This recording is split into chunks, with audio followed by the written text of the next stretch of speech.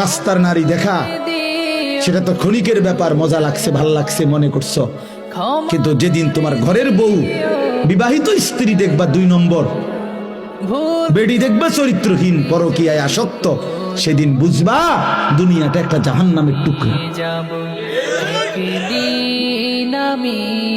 জাহান্নামের টুকরা। সেদিন বুঝবা ভাই আমার, বন্ধু আমার, পৃথিবী কত কঠিন, জীবন কত কঠিন, জীবন কত কঠিন। যেদিন স্ত্রী মিলবে চরিত্রহীন, যার বউ অসৎ, যার বউ চরিত্রহীন, তার জীবনে আর সুখ বলতে কিচ্ছু নেই, তার জীবন জাহান্নামের টুকরা।